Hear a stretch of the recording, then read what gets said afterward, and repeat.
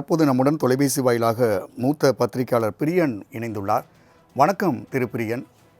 வணக்கம். ஜி.கே. மூப்பனாருடைய நினைவு தினத்தில் மத்திய நிதியமைச்சர் நிர்மலா சீதாராமன் உரையாற்றும் போது, ஒரு தமிழரை பிரதமராக வரக்கூடாது என்று சில சக்திகள் தடுத்தன, அது யார் என்று நமக்கு தெரியும் என்று உரையாற்றியிருக்கிறார்.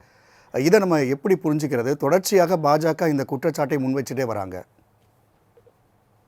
இல்ல, இது ரொம்ப வருடங்களாக சொல்லப்படுற ஒரு குற்றச்சாட்டு. அதாவது மூப்பனார் பிரதமர் ஆவறத தடுத்துட்டாங்க அப்படின்ற மாதிரியான ஒரு குற்றச்சாட்டை அவங்க தொடர்ந்து வைக்கிறாங்க.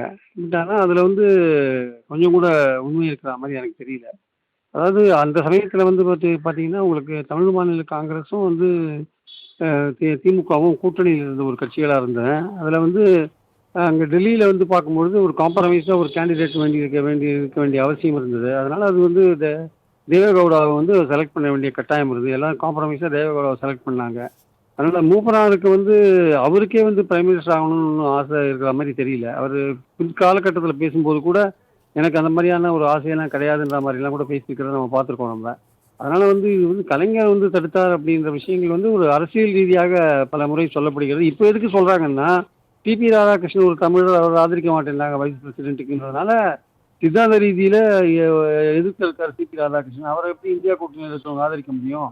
அதை ஆதரிக்கல, தமிழர் ஆதரிக்கலன்னு அந்த விஷயத்தை கவுண்டர் பண்றதுக்காக இந்த பழைய விஷயத்தை கையில் எடுக்கிறாங்க. அந்த பழைய விஷயத்துல அந்த மூப்பனார் விஷயத்துல உறுதியான எந்த தகவலும் கிடையாது. இது அரசியல் ரீதியாக கலப்பிவிடப்பட்ட ஒரு விஷயம் தான் என்னுடைய கருத்து. ஆக்சுவலா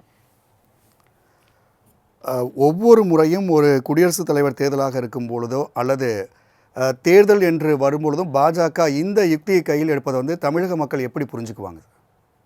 இல்லை, இதெல்லாம் ஒரு பழகி போன ஒரு விஷயம். இது ஏற்கனவே திரும்பி திரும்பி புளித்து போன ஒரு விஷயமா போயிடுது ஆக்சுவலாக. அதனால இது திருப்பி சொல்றதுல எந்த விதமான பயனும் இல்லை. ஏற்கனவே தமிழ் மாநில காங்கிரஸ் அது பாஜக கூட்டணியோட தான் இருக்கு. அதனால அதுக்கேற்றபடி தான் பேசுறாங்க. தமிழ் மாநில காங்கிரஸும் தமிழ்நாட்டில் போகணும் பெரிய செல்வாக்காலாம் இல்லை. அவர் ராஜ்யசபா எம்பியா இருக்காரு, அவங்க பாஜக கூட இருக்காங்க. அதனால இந்த வாசனை ப்ளீஸ் பண்றதுக்காக இந்த மாதிரி விஷயங்கள்லாம் அவங்க பேசிட்டு இருக்காங்க, பாஜக பேசிட்டு இருக்காங்கன்னு தான் என்னுடைய கருத்து. அதுல எந்த விதமான உண்மையும் இருக்கிற மாதிரி எனக்கு தெரியல. இப்போ என்டிஏ கூட்டணி சார்பாக நடந்த இந்த நினைவு நாளில் பார்த்தீங்க அப்படின்னா, எல்கே சுதீஷும் இந்த இதில் கலந்துக்கிறாரு. அதே வேளையில் மத்தியில் கூட்டணி என்று பேசிக்கொண்ட பாமக இந்த நிகழ்ச்சியில் கலந்து கொள்ளவில்லை. இதை நம்ம எப்படி புரிஞ்சுக்கலாம்?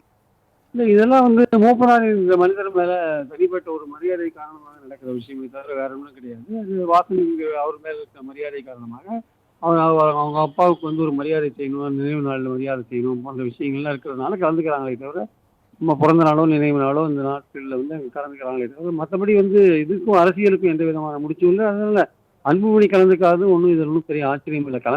கலந்துனாலும் அவர் என்டிஏல இருக்கிறதா உறுதிப்படுத்த முடியாது. கலந்துக்காத இருந்தாலுமே என்டிஏ விட்டு விலகி போயிட்டாருன்னு சொல்ல முடியாது. அதனால அவங்கள பொறுத்த மட்டும் எல்லாம் மதில்மேல் பூனை மாதிரி இருக்காங்க. தேமுதிக, பாமக, அன்புமணி தலைமையில் இருக்கிற பாமக எல்லாருமே மதில்மேல் பூனையா இருக்காங்க. அவங்க எந்த கூட்டணிக்கு போவாங்கன்னு சொல்ல முடியாது. அதனால இப்போ இந்த மூப்பனாரோட இதுல ஃபங்க்ஷன்ல கலந்துடாததுக்காகவே சுதீஷ் கலந்துடாததுக்காகவே தேமுதிக என்டிஏல இருக்குன்னு சொல்ல முடியாது. அவங்க ரொம்ப தெளிவாக சொல்லிட்டாங்க, நாங்கள் கூட்டணி பற்றின விஷயங்களை ஜனவரி மாதம் தான் சொல்லுவோம்னு சொல்லிட்டாங்க. ஸோ மூப்பனார் என்கிற மனிதர் மேல் உள்ள மரியாதை காரணமாக அவங்க கலந்துக்கலாம் என்பது எனக்கு